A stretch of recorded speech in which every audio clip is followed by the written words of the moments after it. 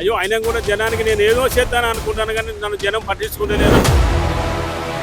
ఛార్జీలు పెంచాడు, మళ్ళా 10 రూపాయలు పెంచాడు. ఈ పచ్చార్జీలు ఏంది, పెంచుడు ఏంది?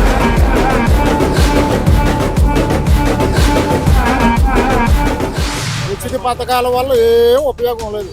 ఉచిత బస్సు వల్ల ఉపయోగం లేదు, ఉచిత పథకాల వల్ల ఉపయోగం లేదు. ఓటు ఇచ్చే రోజుని బిర్యానీ ప్యాకెట్ ఇస్తారు, బాటిల్ చేసేస్తారు, ఇప్పుడు దాగి వెళ్ళి గుద్దుదేని గుర్తాడు. ఈ బచ్చార్జీలు ఇవి అవి వాళ్ళ పొట్టరింపుకోవడానికి ఈ పథకాలు కానీ సామాన్య మానవునికి బతికే విధానం అయితే లేదు.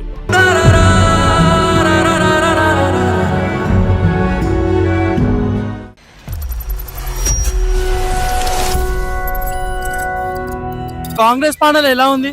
కాంగ్రెస్ పాలన ఈ వరకంటే కొన్ని అప్పులు అని అన్నారు.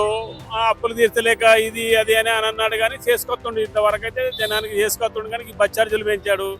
బచ్చార్జీల వల్ల మన ఇప్పుడు ఏంటంటే ప్రతిపక్షాలు కూడా కొట్లాడుతున్నాయి. అటగోలు బచ్చార్జీలు పెంచుతున్నాడు.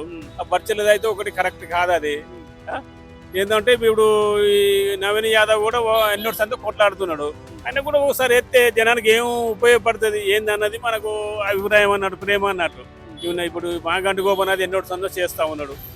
కొత్తని అనుకుంటే మనకు జనానికి కూడా ఏదైనా ఉపయోగపడే పని చేస్తాడా ఏందన్నది మనకు జనానికి ఆశ అన్నట్టు. అంతే. అప్పుడు కూడా కాంగ్రెస్ కొత్తది కాబట్టి ఓటేస్తే మనకేమో చేస్తుంది అని చెప్పి ఓటేసారు, అందరు గెలిపించారు.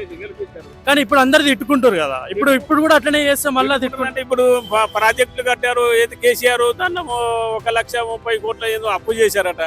అప్పు చేసిన దానికి మేము అప్పులే కట్టుకొస్తున్నాం అదేందనేమో రేవంత్ రెడ్డి అంటున్నాడు.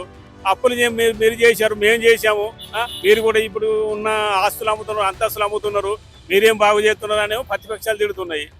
తిడుతున్న దానికి మరి వీళ్ళు ఏం చేస్తారు ఏం కథ జనానికి అయితే మరి ఇప్పుడు అటగోలు బచ్చార్జీలు, గ్యాస్ సిలిండర్ 500గా గ్యాస్ ఇస్తానన్నాడు, ఇది అన్నాడు అది అన్నాడు, అవన్నీ అయితే ఏం లేదు. ఇవరకైతే ఒక కరెంటు బిల్లు అయితే ఎవరికో 100% కరెంటు బిల్లును మావి చేశాడు. కొంతమందికి రాలేదు, మాకు కరెంటు బిల్లు మాకు. ఇవన్నీ హామీలు ఇచ్చింది కదా, 6 హామీలు పక్కా చేస్తా అని చెప్పి చేయలేదంటే ఆయనకే ఓట్లు ఎందుకు ఇస్తారని అడుగుతారు. వేస్తారంటే దాని క్యాండిడేట్ బట్టి వేస్తారు సార్. ఇప్పుడు పార్టీని బట్టి కాదు, క్యాండిడేట్ బట్టి. ఇప్పుడు మన జూబిలీస్ ఉన్నది, క్యాండిడేట్ బట్టి ఇస్తారు.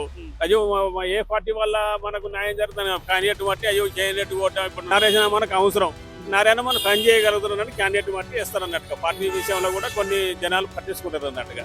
ఒకవేళ ఆయన గెలిచిన తర్వాత కూడా ఇదే పాలనలో ఉంటే అప్పుడేం చేస్తారు? మరి అప్పుడేం చేయరంటే జనం ఏం చేస్తారో ఏం చేయలేరు కదా సార్. జనాలు నమ్మి వేస్తాము, నమ్మి వేసినాక పుచ్చి పుర్రలు పోసి చేసేస్తే దాన్ని ఏం చేయలేము కదా సార్. దాని విషయంలో అదేం మాట్లాడలేవు. బై ఎలక్షన్స్ లో బీఆర్ఎస్ నుంచి సునీత గారు, కాంగ్రెస్ నవీన్ యాదవ్ గారు వస్తున్నారు కదా, ఎవరు గెలుస్తారు? ఇప్పుడు నవీన్ యాదవ్కి వేయాలని జనం అనుకుంటున్నారు. నవీన్ యాదవ్ని గెలిపిస్తాము, ఆయన ఎప్పటికంటే 2-3 సంవత్సరాల నుంచి ఓడిపోతా ఉన్నాం, చేస్తా ఉన్నాం, ఆయనకు ఒకసారి ఇద్దాం అన్నట్టుగా జనానికి ఉన్నది. నవీన్ యాదవ్ని గెలిపించాలి. ఏం చేస్తాడు జనానికి? నవీన్ యాదవ్ మీద సానుభూతి పెరిగిందండి ప్రజలకి. కృష్ణానగర్ అనగా, యోషపూడ అనగా, జూబ్లీహిల్స్ మొత్తం ఆ అబ్బాయి మీద సానుభూతి పెరిగింది జనాభా. 2 సార్లు పోటీ చేశాడు, వాడిపోయాడు. ఇప్పుడు సానుభూతి పెరిగింది. 3 దఫా గ్యారెంటీ గెలుస్తాడు, అందులో సమస్య లేదు. ఆయన కూడా ఓసారి గెలిపించి చూద్దాం. అయ్యో ఆయన కూడా జనానికి నేను ఏదో చేద్దాను అనుకుంటాను కానీ నన్ను జనం పట్టించుకుంటలేరు అన్న అభిప్రాయం ఆయనకు వస్తుంది. ఆయన కూడా ఒకసారి గెలిపిద్దాం. ప్రజలకి ఏదో చేద్దామని ఆయన ఉత్సాహపడి వస్తున్నాడు. వచ్చినండి చెడగొట్టడం ఎందుకు? ఆయన పరిపాలన కూడా చూద్దాం. ఇదాబా అంచేది నవీన్ గెలిపిద్దాం. గెలిపించిన తర్వాత నెక్స్ట్ టైం ఆలోచిద్దాం. ఈ దబా అయితే నవీన్ గారు గెలుపుతాడు, అందులో డౌట్ లేదు. గోపీనాథ్ గారి పాలన ఎలా ఉండేది?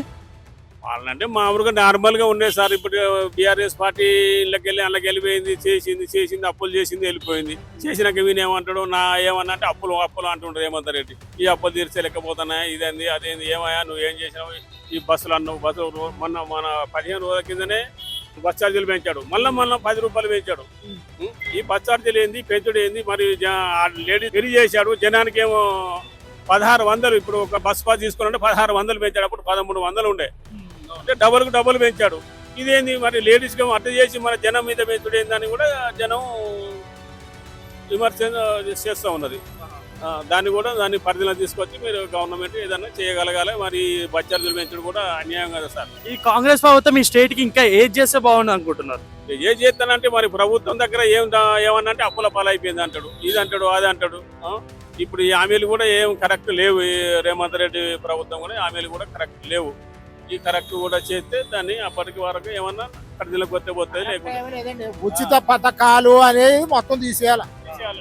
ఉచిత పథకాల వల్ల ఏం ఉపయోగం లేదు. ఉచిత బస్సు వల్ల ఉపయోగం లేదు, ఉచిత పథకాల వల్ల ఉపయోగం లేదు. ఆ రేషన్ బియ్యం ఇస్తున్నారు, ఎవరైనా తింటారా? దొరికి ఎవరు తింటలే, అమ్మేస్తున్నారు బ్లాక్, ఎవరు తింటలేదు. ఎందుకంటే వీళ్ళ పొట్ట రిప్పుకున్న వరకు హాస్పిటల్ ఫ్రీ పెట్టమని, బస్ ఛార్జీ తగ్గించమని చాలు, స్కూల్లో ఫీజులు తగ్గించమని చాలు. ఇప్పుడు హాస్పిటల్కి వెళ్ళాం, ఫ్రీగా వైద్యం చేయించమని, బస్సు టికెట్ ఉంది, ఫ్రీ బస్సు పెట్టక్కర్లే, ఓ 20% తగ్గించమని చాలు, అలా పెట్టమని. అంతేగాని ప్రతిదీ ఉచితం ఉచితం ఉచితం. ఈ ఉచితాల వల్ల ఎవరికి ఉపయోగం లేదు. ఈ ఉచితాలు ఎందుకు పెట్టిరు అసలు? అంటే ఆ ఓటు కోసం పెట్టిరా లేకపోతే ఎందుకు పెట్టిరు ఇది? కేవలం ఓటు కోసమే ఉచిత పథకాలు. ఎక్కడైనా ఉచిత పథకాలు అనేది ఓటు కోసమే. ఆ ఓటు ఇచ్చే రోజుని ఓ బిర్యానీ ప్యాకెట్ ఇస్తారు, ఓ బాటిల్ చేసేస్తారు, ఇప్పుడు దాగి వెళ్ళి దేని గుర్తాడు దేని. అంటే డబ్బుకు ఓటు పడుతుంది లాస్ట్కి. మందుబాబులు ఉన్నారు కదండి, ఆ మందుబాబులు చేసేది దేని గుర్తాడు తెలదు. మాలాటోళ్ళం అయితే నీతి నిజాయితీగా గుద్దుతాం, నీతి నిజాయితీగా గుద్దుతాం. మేము ఎవరికి వేయాలో వాళ్ళకే ఇస్తాం. అది ఇప్పుడు మా మనవడు ఉన్నాడండి, 80,000 రూపాయలు ఇక్కడ ఇంద్రనగర్లో 80,000 రూపాయలు సంవత్సరానికి ఏ విధంగా కట్టగలుగుతాం? ఇట్లా పెట్టి ప్రైవేట్ సంస్థలకు అప్పచెపితే సామాన్య మానవుడు ఎలాగా బతుకుతాడు? ఈ బస్ ఛార్జీలు ఇవి అవి వాళ్ళ పొట్టరింపుకోవడానికి ఈ పథకాలు కానీ సామాన్య మానవుడికి బతికే విధానం అయితే లేదు. అంతేకాని ఈ కాంగ్రెస్ ప్రభుత్వం చేసే కథలు అయితే ఏం బాగలేవు సార్. నెక్స్ట్ సార్ వచ్చే ఎలక్షన్స్ కి ఎవరు గెలుస్తారు అనుకుంటున్నారు? ఇక నెక్స్ట్ సార్ అంటే ఇంక ఇప్పుడు 2 సంవత్సరాలు అయిపోయింది, ఇంకా 3 సంవత్సరాలు ఉన్నది. 3 సంవత్సరాల్లో చూద్దాం దాని వరకు, అంతవరకు ఎవరికి వెళ్తాడు ఏందన్నది. తర్వాత ప్రజల నాడు ఎలా మారుతుంది అనేది ఎవరో చెప్పలేం. 3 సంవత్సరాల తర్వాత ప్రజల నాడు ఎలా మారుతుందో చెప్పలేంగా. ఓ 3 సంవత్సరాలు పూర్తయ్యే లోపల వీళ్ళు ఇంకా మంచి చేయొచ్చేమో, మంచి ఈ గవర్నమెంటే బాగుంది అనుకుంటారు కదా. ఒకవేళ చెయ్యకపోతే అప్పుడు బీఆర్ఎస్ రైట్, కేసీఆర్ రైట్ అనుకుంటారు. ఈ గవర్నమెంట్ చేయకుండానే మనం చేయలేదు అని ఇంకా నింద వేయకూడదు. ఇంకా 3 ఏళ్ళు ఉంది టైము, చూడాలి కదా. అది బీఆర్ఎస్ ప్రభుత్వం వచ్చింది సార్. బీఆర్ఎస్ ప్రభుత్వం 5 సంవత్సరాలు బాగా చేశాడు. 5 సంవత్సరాల్లో మొత్తం రాజుల పరిపాలన చేశాడు. రాజుల పరిపాలన అంటే ఎవరు సీఎం కార్యాలయాలకు ఎవరు రాకపోవడం, ఎవరికి పర్మిషన్ ఇవ్వకపోవడం, ఎవరికి జనం వచ్చినా జనాన్ని ఎవరు పట్టించుకోవాలి. ఆ రకంగా దొరల పరిపాలన చేశాడు.